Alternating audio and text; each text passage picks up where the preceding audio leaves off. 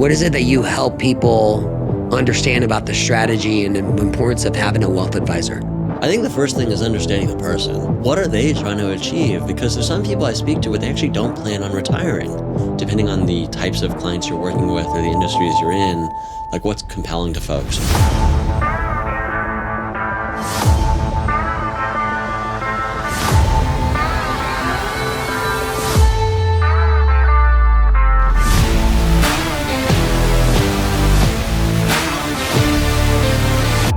Thank you so much for joining us on the Evolve Your Brand podcast. I'm your host, Oliya Merkes, and just want to give a huge shout out and thank you to Icon Industries, Shane, Steven, and the whole entire team. We can't do any of this without you. Thank you for all you do. Without further ado, I'm really, really excited to have Jonathan Ayers. Welcome. Awesome, man. Great to be here. So, wealth advisor. Yep. On the Ayers, this is a mouthful. Yep. Hold on for a second. Let me go through all this. Ayers Financial Wealth Insurance Solutions. Yes. Just rolls off the tongue. Nice and easy. Nice and easy.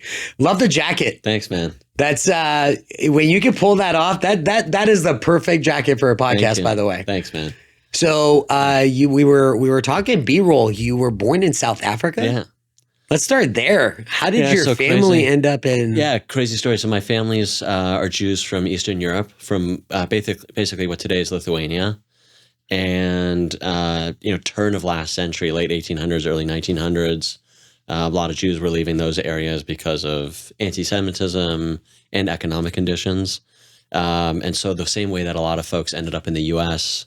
My family, great grandparents, and then one grandfather landed up in South Africa. And rest is history. Wow. Yeah.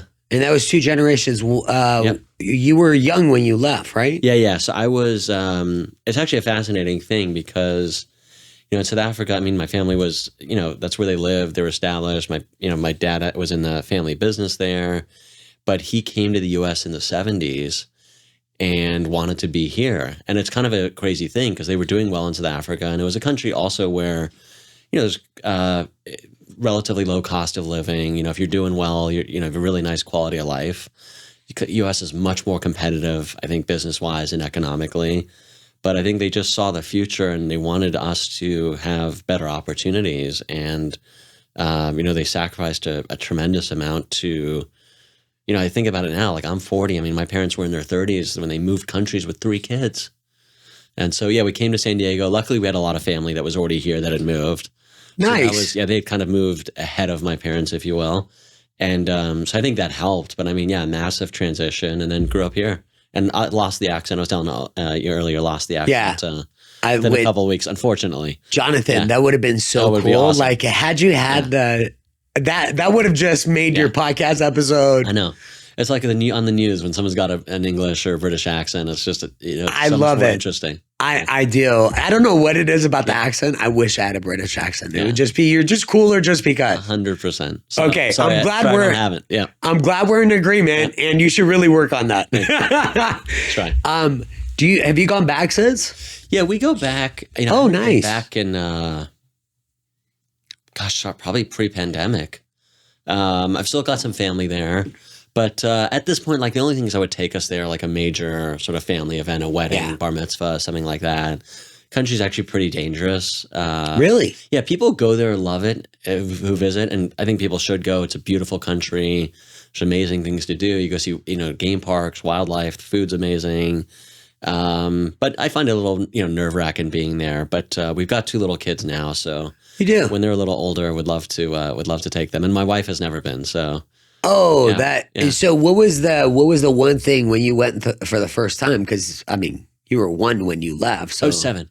Oh, you were 7. Yeah. Oh, okay. So you do have memories of. Correct. What was the most interesting thing since you have kids now? How old are your kids?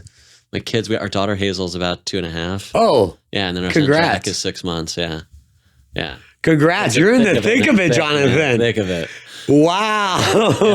Yeah. Good for you. Yeah. Never a dull moment. Never. Yeah. So what's the biggest difference that if you recall, like when you were living there to how they're growing up? What was the difference in how?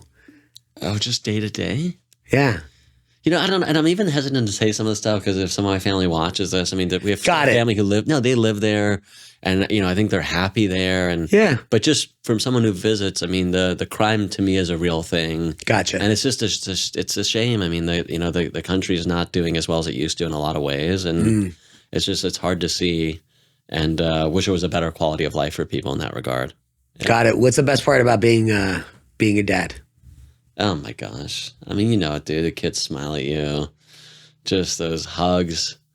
There's just like we were at the zoo with my daughter and we were looking at the elephants and she was like just squeezing me, so, and it's just pure and sweet and fun and, innocent and all those things, man. So I just really try to be, not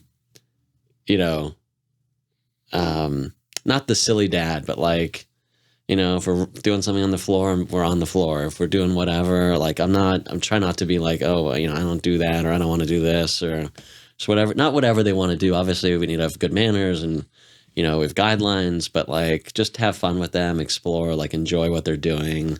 And because there's such a sweetness to it. And I mean, this better than I do, but like, boom. I mean, I can't believe our son's 6 months.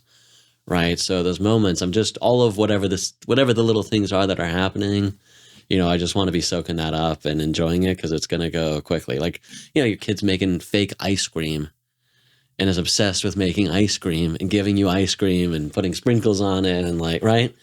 And it's like, I just want to, be in that moment and soak it up. I 100% get it. And I was going to say, the only advice I ever give to parents that are just be in the moment, enjoy every day. Cause before you know it, they're 17 and you're teaching them how to drive. And that's terrifying. Jonathan, do you know how weird it is to get in the car with your 17-year-old? They were driving. It's different. Yeah.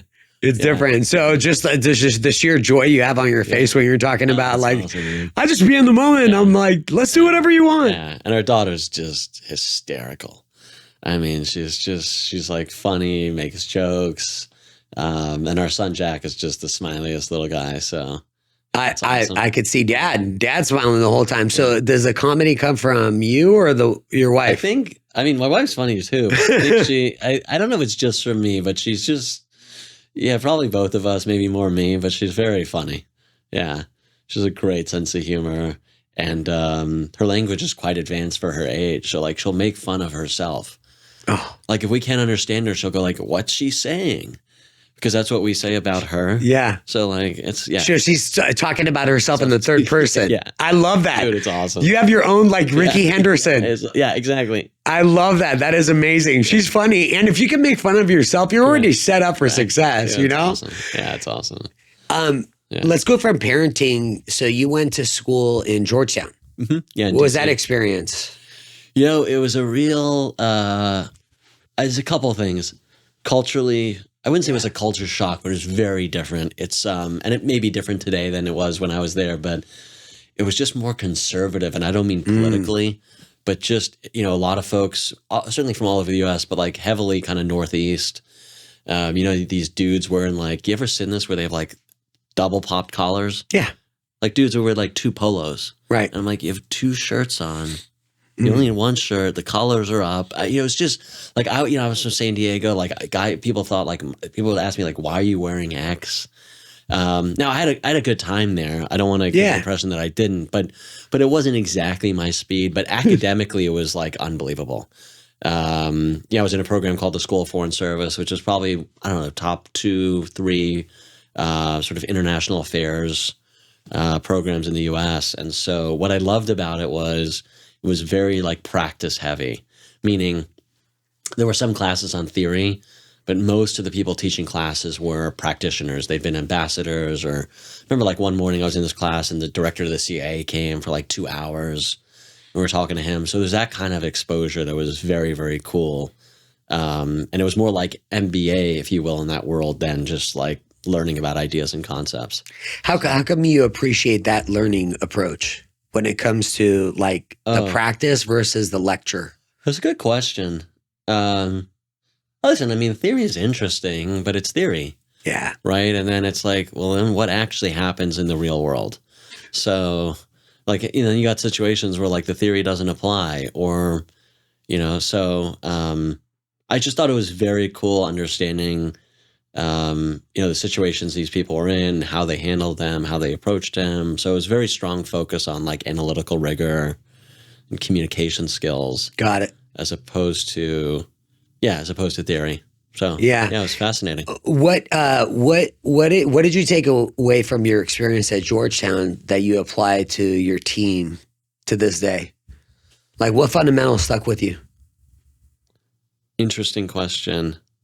I had never thought about it in that regard, but I think, things that come to mind were, it was very heavy on writing, communication, and just the importance of being able to communicate, whatever it is you're doing, to communicate clearly and in a way that people can understand. Yeah. Especially if it's not their first language. I don't mean like English or whatever, right? But just like people don't understand finance, right? Or they might understand a little bit, but like we forget we're in this all day, every day for over a decade. Most people are talking about this maybe once a week at the most. So I think clear communication that's concise and then really like analytical rigor. So, if we're putting together financial plans for someone or thinking about different options or just the way they could structure or strategize things, really turning that thing over a lot until you come up with something that feels complete. Yeah. Well, we're going to jump into that because I think the world of finance and the word financial freedom is being thrown around a lot on social media. Yeah. And I want to get your take when we get to that about like, as your role as a wealth advisor, what are the common things that people make mistakes of? Yeah. Because when you try to go, this is what I've learned about money, being in my industry. If you don't have trusted advisors that really, really understand your goals and initiative, you're going at it solo, and it's going to take that much longer for you to do it independently. So I'm curious, like, what are your thoughts when it comes to, since we went into the finance world, how do you set up, because a lot of people are not set up for retirement. You've seen the stats, they're just scary. Yep. So what is it that you do differently you've lasted in your industry for 14 years, achieving a lot of success. So what is it that you help people understand about the strategy and the importance of having a wealth advisor? It's a great question. I think the first thing is understanding the person, right? And it sounds so obvious, but it's like, what are they trying to achieve? Because there's some people I speak to where they actually don't plan on retiring. Now, by the way, some of those people still want to save money and they still want to do things, right? So I think you've got to try to understand like the hey, 65, check the box, I'm done.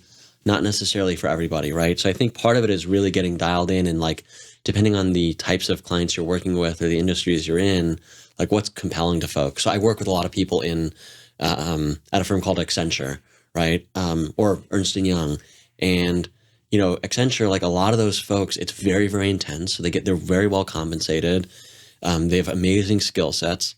Many of them would like to off ramp from Accenture, say around 50 or 55, still work after that, right? But at a different pace. So that financial plan is totally different because their earnings going to go from this to this, where they can sustain themselves, but they're probably not going to be saving a lot of money. Right. So I'd say, first is you got to understand like what do people want, and also like do they want help? Like not everybody does, right? So identifying that up front, and then also just the type of help we provide going to resonate with what their values are, right? So more and more I focus on like values and preferences, not in a judgment way, right? Like someone's a good person or a bad person, but just, is there alignment in terms of the types of things we do that are going to resonate? There's a reason we work a lot in these companies, and it's because there's values and preferences of what we do, I think aligns with what our clients want. Then I think most success in financial planning is behavioral, right? And that term also gets thrown around a lot, behavioral economics and this and that. But like for the vast majority of people, life costs about as much as you make, right? So you make $100,000 and you're like, hey, if I just made 200, I'd have all this extra money. And that's not what happens, right? And then you go, I was speaking to this couple yesterday, super cool couple. The guy was literally saying, we make $200,000 or $300,000 more than we did a couple of years ago, and we're not saving any more money. So they're not necessarily going into debt to live their lives, right? So I think something that we do very, very well is help people put in place strategies where the things become automatic. They still have control over it. If they need a change or adjust, you can do that. But like, if you've got to make the choice every month to save or to spend, you're spending. But 9 out of 10 people, there's a few clients we work with that are just, they're naturally frugal. They live well within their means, and they make a lot of money. And so there's just a huge amount of excess savings. But so for most folks, you got to get those habits and behaviors dialed in. Then once you get that, then, okay, you figure out where the money goes. And certainly it's got to be, tax efficient and smart and all those things. But I think those things are secondary. Okay. Yeah. Now there's a whole different ball game that we're in now more and more, which is people are on track for their goals. So then what do you do from a planning standpoint, right? Because it's like, if they don't change anything, they're going to be okay. And so what we're bringing to the table as a team is, hey, like, you're okay, but like, we can make you like bulletproof. We can make you, you can spend more than you would otherwise be able to. You can give more than you'd otherwise be able to. You can have a bigger legacy. You can have, so that's, to me, is sort of the next area of growth of our team, is like, it's not really about, can you save enough money? People have already done that. It's how do you get the maximum value out of what you've worked so hard to save and are currently saving? Yeah. And that's where I think you have to have advisors in your corner, especially from a finance perspective. So what are some common mistakes or common things that the couple that you talked to yesterday, walk us through that conversation. Like, what were their goals that they, how come they reached out to you? What exactly were they looking for from a solution perspective? But before we jump into that, I did have are you doing something that's different in your industry? Like, does your industry as a whole approach connecting with people, personalizing the experience, and really taking the time to get to know what people's goals and strategies are? Or is that something that you're passionate about in your space? I think it's an evolution. I think, it's like with what you do. I mean, you do things your way, you hold yourself to a certain standard, and you kind of, I think, just naturally think like that's what most people are doing, because it's hard to think of it happening in a different way that's inferior, right? But it's probably not the case. So I think there's definitely world-class advisors out there. We're not the only team, but I also think it's an evolution. I mean, it's as you're growing, there's been a big focus on just getting more and more dialed into those things. So of course, once upon a time, way back, I was also trying to understand what's important to them, what their goals are. I think what's different today is I'm much more tuned to the values and preferences piece. And so in terms of how the actual tools or recommendations we bring to the table, those are going to be, there's more nuance and customization there than there was 5 or 10 years ago. And some of that's experience, right? Just having a better feel for what works in specific situations. Part of it's just doing a better job understanding what people's preferences are, and also then the experience of what resonates with people in certain situations and doesn't. Yeah. How do you instill that within your team? Yeah, that's, so I think our team's amazing. I say to my clients, because our clients are serving their clients at a very high level, right? Our clients are in professional services. So they're consultants or world-class tax advisors, right? And so their clients expect a very high level of service, rightfully so, and our clients expect the same thing. So it's a really good question. I think if we have an advisor, which we do, who's client-facing, we're meeting every week. I mean, Glenn's been on our team for about 6 years. I mean, we meet. I was on the phone with him on the way up here. Every week we're working on stuff. So anything that I'm evolving on, I'm trying to pass on to him, and then we're looking at actual real-life examples, right? People he's working with or talking to. How do we do that?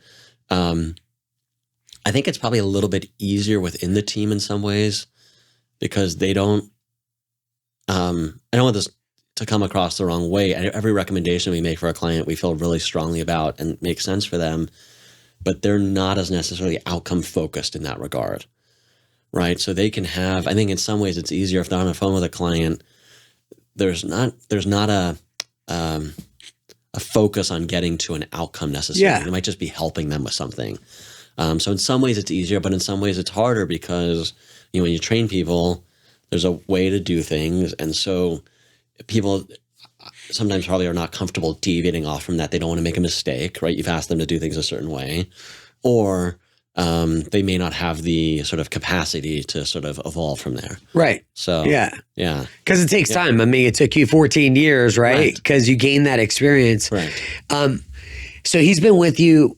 What's his name? Glenn. Glenn's been with you with 6 years. What growth have you seen over that 6 year span that makes you want to mentor him because you're investing the time to do it? So I think with him, it's a lot of like what I was sharing about with clients. Like first and foremost, you got to have values alignment, right? Because there's a lot of people that do this, but you got to have values alignment. In this case, especially around ethics and how you're going to approach clients and your demeanor.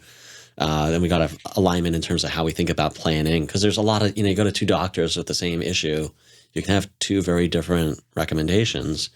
And then his work ethic, like he's dialed in, he's not mailing it in. So he's extremely coachable. So all those things actually make me want to lean in. I would do it anyway, but it's been a real big win-win for us. The biggest thing for the organization, and one of the reasons I wanted to hire him or someone like him is, growth is hard, right? And so it sounds obvious, but like in my world, growth means like there's only so many hours I can work. There's only so many people I can see. And so growth is really going to be driven by improving my skill set, improving our team's capabilities, but really by getting in front of prospective clients who have more income, higher assets, and so forth. And so if you have a legacy client base like we did when I hired Glenn, it's kind of easy to fill your calendar with those people. Right. They're you're effective with them because you brought them on as clients. You're comfortable in that space.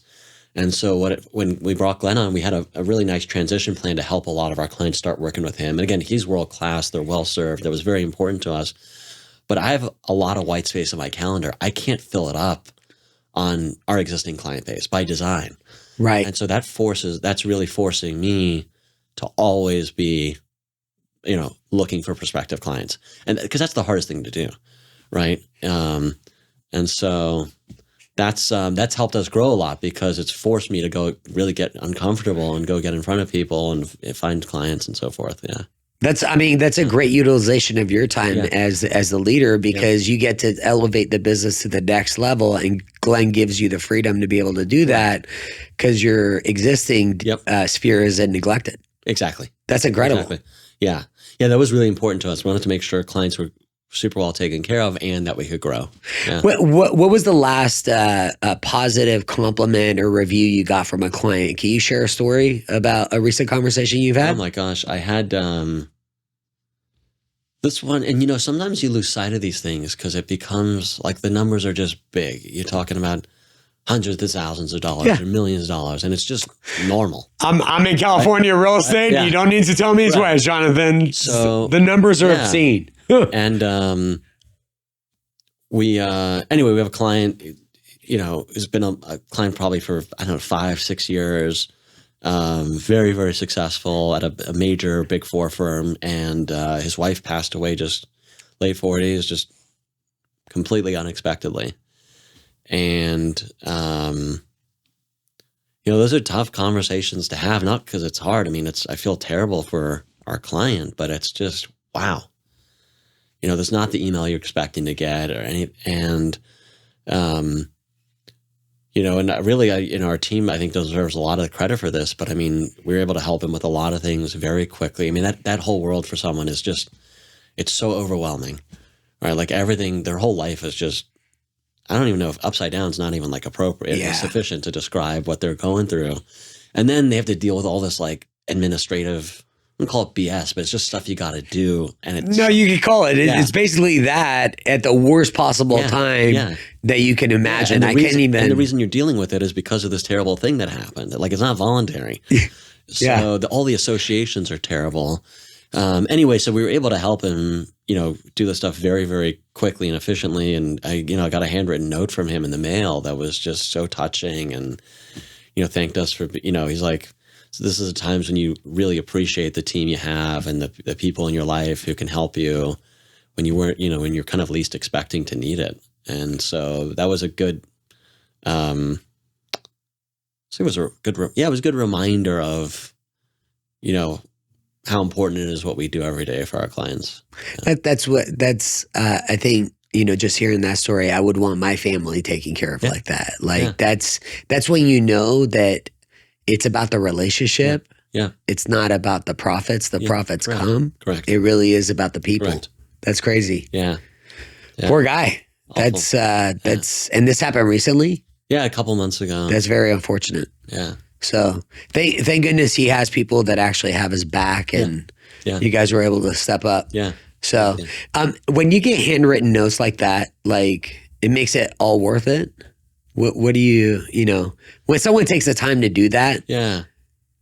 How does that impact you? I wouldn't say it makes it all worth it, because if I hadn't gotten that, Yeah, life goes on. I got you. Life goes on, but also like that's what we're there for, right? And that's our job, and we feel very privileged that we could help someone like that in a time like this. But yeah, I mean, it's incredibly touching, and I think really, again, back to that, like so we were talking about financial planning earlier. There's like the math piece, which is what most people want to focus on, especially men, right? Like, what's the return? What's this? What's this? Then there's the sort of behavioral, emotional piece. This one's actually much more important. And so I think in our day-to-day, we're also kind of focused more on this. And it was a good reminder that this is really, at the end of the day, it's about people feeling secure, confident, whatever the words are that are going to resonate for them. And it was a good reminder of that. Yeah, that's, I mean, what an example of, because like you said, there's a ton of great wealth advisors out there. There's a ton of great mortgage advisors out there. It's the people that really care about you and care about your well-being, and your goals become their goals. Those are the people that I gravitate towards. It's incredible. What's in store as we're, the Fed made some announcements. I don't know how inflation impact your business this past year. What's 2024 look like for you and your team with regards to planning, and what do you think is going to happen as we go into next year from a strategy perspective? Yeah, it's a great question. So the only honest answer is no one has any idea. Amen. That's it. Got it. There's a clue. The Fed's never, and this is not for lack of effort or intelligence, they've never met their interest rate plot, so for anybody listening, they'll project interest rates, and they say, they think it's going to be like, this over the next 12 months. And it's never matched that. And again, I don't think for lack of effort, they're not stupid. No one knows. The future is totally unknowable. So, and our planning, that's a core tenet of our planning is like, over time, you're going to see growth. And the reason you see growth is companies on average, not all of them, but taken as a whole, are going to make more money in the future than they're going to make today, right? So therefore, the prices of the shares in those companies are going to be worth more. And at the same time, there's going to be periods of time where things are absolutely bonkers and challenging, and asset prices are going down. And so any financial plan needs to account for that as well. So in terms of our planning, I would say there's not a huge amount of change in terms of the broad strokes recommendations we'd make for people based on, where things are. Maybe some tweaks on the margin. Per client, we'll go into those, but nothing that would meaningfully change, because those principles are still there, right? Which is, if you want to build wealth for any reason, right? Retirement, legacy, it makes you feel good, whatever it is, you need strategies to grow money, okay? And then you also need strategies to make sure that, like, when the proverbial, spaghetti hits the fan, you can ride that out. Yeah. And so. Yeah. And we learned, I think that was very eye-opening during COVID when so many people had to go into forbearance because they just didn't have an emergency fund. So and Jonathan, I want to compliment you for your answer, because you hear all these reports, and I see it on social media. The Fed's going to cut rates, and really, what did they say this in 2023? Nothing that they said came to fruition. It got worse. So I don't put too much weight on it. It's like, just because they make an announcement doesn't make it gospel. Correct. And for a long time, they said inflation was transitory, but Yeah. right, until it wasn't. And then they had the fastest and quickest, pace of rate hikes since the early 1980s, which no one saw coming. Yeah. Right. So what I gather from you, just to sum it up, it's basically the fundamentals stay the same. Right. It's really getting to know the person, what their Yes. goals are, Yes. what the you said value and preferences are, and that's basically the fundamentals of creating wealth, and just making sure that you guys are on the edge of always being up to date. Correct. I mean, there's a lot of stuff we bring to clients, and I think there's limits on what I can share on the podcast. Of course. And, Yeah. At certain asset levels, there's things we can do that we can't do for other clients. So we're always proactively bringing things to clients. We never want them feeling like, is there something they should be thinking about that they're missing? Right. And we're not just bringing them stuff to like check that box. It's like stuff that's very thoughtful. It makes a lot of sense. There's reasons we're doing it. But yeah, the fundamentals don't change. Working out's a great analogy for what we do, the behavioral piece, right? It's like some people, it's going to be bodybuilding, right? That's their shtick. Like that's how they stay in shape. And other people, it's going to be walking. And so I think the advisor has to be able to navigate that path to come up with a plan that's going to work with that person, that the person can actually stick with, right? And so it's all very well if you have strategies that are super growth oriented, but if the person is super conservative and most of their money's sitting in cash right now, that strategy is not going to work, because at the first sign of downward volatility, which is inevitable, right, they're going to freak out, which is why they were in cash to begin with. And so you've got to figure out another way to help them plan that's not this, right? So, you gave me the proverbial question I'm trying to answer, which is when rates go up, everyone's like, I'm a cash buyer. I'm a cash buyer. I'm like, are there better ways that you can leverage your cash than to come in all cash on a purchase? That seems insane to me. Correct. Like 2.25 million all cash. I'm thinking, even if you leverage debt, even at 7% interest rates, there's got to be better options for $1 million. You know what I mean? Yeah. I mean, you're giving up a huge amount of liquidity, right? It's in the property. Maybe you can get it out. Maybe you can't. What if prices go down, right? By the way, if and when you sell the place, you're going to pay a big transaction cost on that money. So...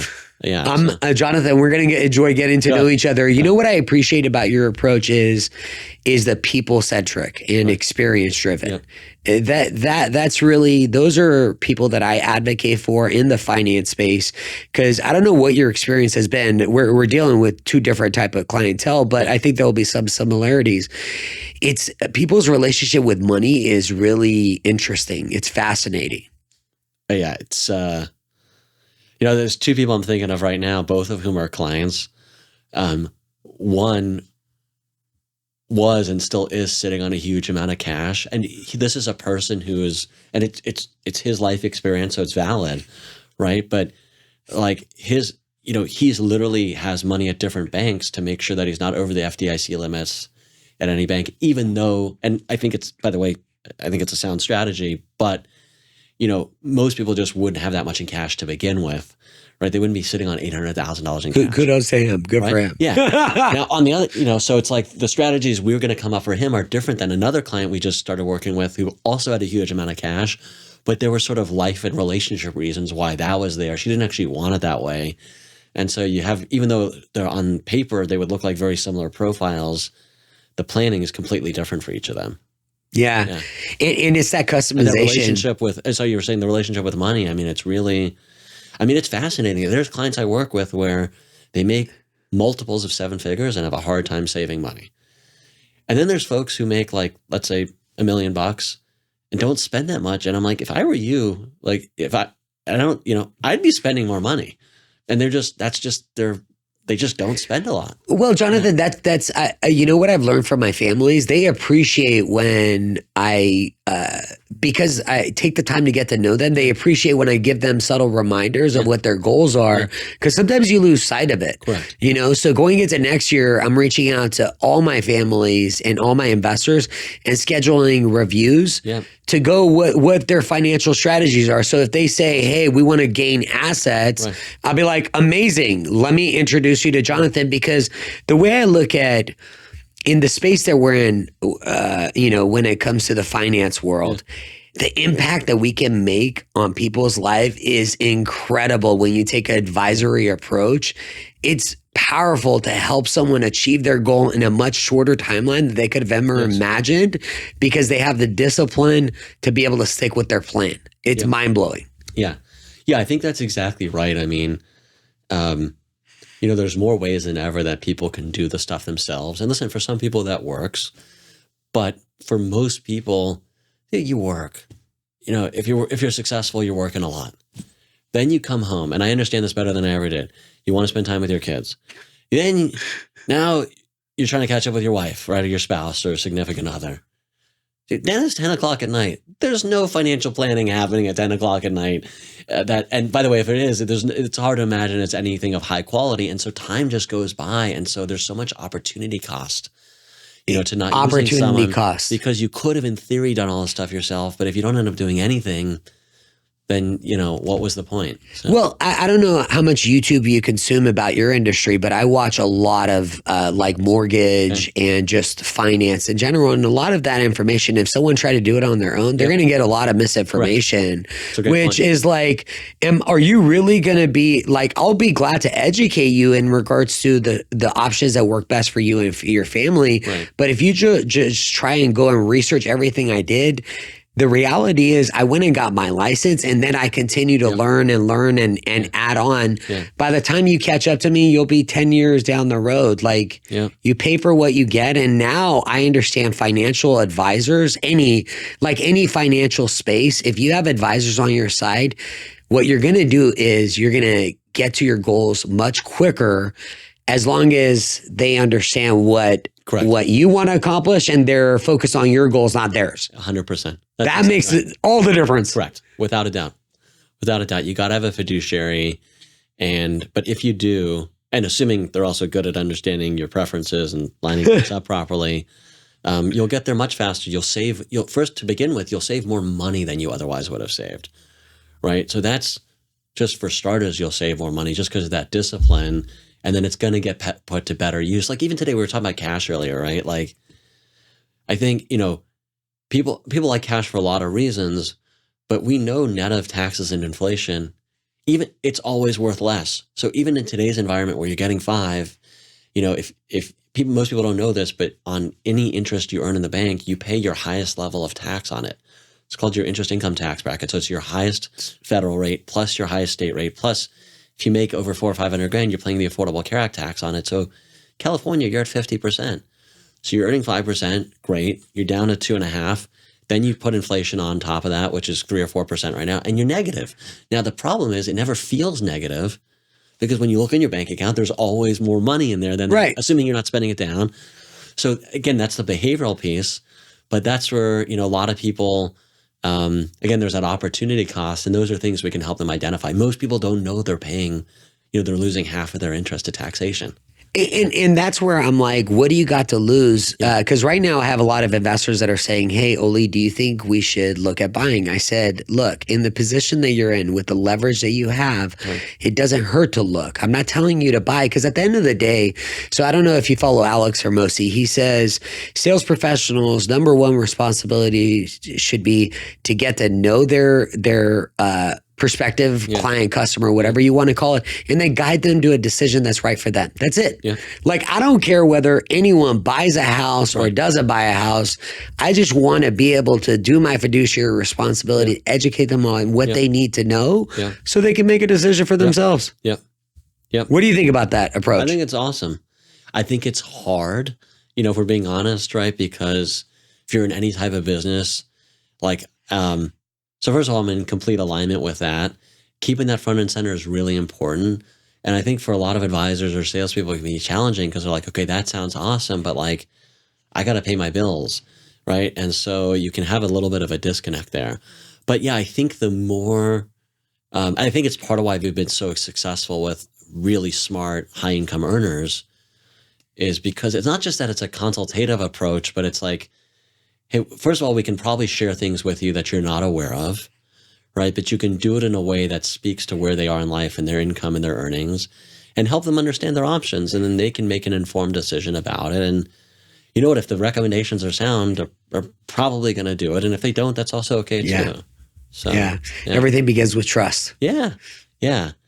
And it's tough. I think we don't, you're totally trustworthy. I know I'm completely trustworthy, but it's so hard to put yourself in the shoes of that prospective client who maybe thinks that, but then is just kind of wondering, like, do I really know that? I mean, I had this last week, longtime client. And sometimes when you have existing clients, they'll verbalize things that I think prospective clients are thinking, but maybe aren't comfortable enough to say yet. So long story short, this guy's great. He's a tax director at a hedge fund, and he's an awesome guy, and worked with him for a long time. And a recommendation came up we were meeting, last Friday, and out of that, there was a recommendation that came out, and then we were speaking this last Monday to help him execute on it. And we do whatever's needed to get some information. Right before the call's wrapping up, he's like, "Hey, I just want to confirm, like, you think this is a good idea, right?" And I kind of laughed because I'm like, not at his question, but like, it's like, okay, everybody still kind of got that in the back of their mind. Like, he felt like it was a good idea. He's actually the one who said to me, "Should we do more of X?" Right? And I went through and reminded him of, all the reasons why it makes all the sense in the world to do. But then I said to my team after, I said, that's a really good insight, because I said, for sure, a lot of prospective clients are thinking the exact same thing, but may not have the comfort or wherewithal to communicate that. So that on that trust piece, that's why you got to just remember that for most, like, we're in this every day, we're talking about big numbers, these things are normal, we know they're good, we know whatever, sort of strategy or mortgage product or whatever you're going to recommend makes a ton of sense, but they don't know that. Well, you know what I appreciate after being at Northwestern for 14 years, you're still putting yourself in the people's shoes that you're there to serve, and using it as an educational opportunity to make your team better. Yeah. That's really what stands out to me. I'm like, awesome. Yeah. Well, more than ever, one of the things that's really driven our growth the last few years is just a much bigger focus on curiosity. So if I went back 4 or 5 years, let's say we met a prospective client, we did what we normally do. There was recommendations that made sense. They seemed to resonate. And then they go MIA. What we used to do is like try them 3 times, follow a process. And if we didn't hear from them, we just kind of assumed, okay, that's just sort of the natural course of things. Some people move forward, some don't. Let's move on. And it's like, I don't really ever spend much time thinking about it, but like the amount of missed opportunities I had, now we have a much more thoughtful follow-up process that's longer, and also is more like, first of all, they never said no, right? So before we were just kind of assuming it was no, but they actually didn't say anything. So now we have a much more sort of like expanded mindset around who knows what's going on, right? It doesn't mean the proverbial, like something bad happened. Just maybe they're slammed at work. Maybe the decision feels overwhelming for them. Right? Maybe it's the first time working with an advisor and feels like too big of a step. And all we're trying to do is, we have a whole system and a series of, language and emails that we use to try to get this, is just try to understand what's going on, get curious, and then really understand, okay, based on what they share, like, are those sort of reasons valid to say wait, which they might be, or more often than not, it's usually just in a sort of emotional response on the client's or the prospective client's part about why they're not doing it. And once you talk it through, they kind of go, "Oh yeah, you know what? You're right. Let's just do it." Right. So I appreciate that you said curious, because I think that's where some of the best growth happens, is when you get really curious. Yeah. So that's incredible that you brought that up. Yeah. I'm going to do something that's a little different. We're getting ready to wrap up. This was your first podcast. Yep. Right? Yep. Whoa, Jonathan, give it to me. What was it like? It was fun. Being on your first podcast. It was fun. It's a super cool room. It was awesome meeting you. I feel like we've had a great connection. It's fun talking. So it's just felt like we were talking shop and like 2 old friends. Yeah, right? It's awesome. Yeah, it was great. It's a different feel, and I just thought, since it's your first one, that's awesome. It was so great getting to know you, like what your values are, what you stand for, Thank you. what impact you're looking to make, and I'm I'm super grateful that you came on. Like this is not the last time. Cool. That we're gonna get together. Before we wrap up, who makes your day better? Who brings the light to your day? Who do you want to thank before my wife. we sign off? My wife's an amazing. I'm almost. My wife Amy is a very, very, very special, amazing person, who just always is just completely full of kindness. She's completely focused on other people. So, she's number one. Obviously seeing my kids in the morning is amazing. And then my team, Jillian, who's been with me for 10 years, actually was her 10-year anniversary last week, which is amazing. Congratulations, Jillian. Yeah, there's nobody better. 10 years, huh? What she does than Jillian. Yeah. And she's a big part of our success, because if you're doing big, complicated, sophisticated planning, like, you got to be able to deliver on it. And so the team's a huge part of that. Glenn's been a big part of our growth the last few years. And he's always just fun guy's got great energy. Jenny's amazing, who facilitated this. She's been an amazing addition to the team. Clients, I get a lot about her and Jillian as well. Tons of unsolicited compliments, which is awesome.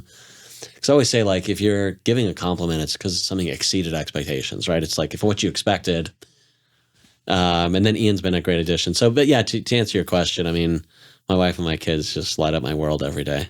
I could tell by your energy how much they light up. When you talked about Amy, you're like, I'm like, awesome. So, Jonathan, it was fantastic having you on. I really, really appreciate it. And we'll see you next time. Awesome. Thanks for having me. You got it.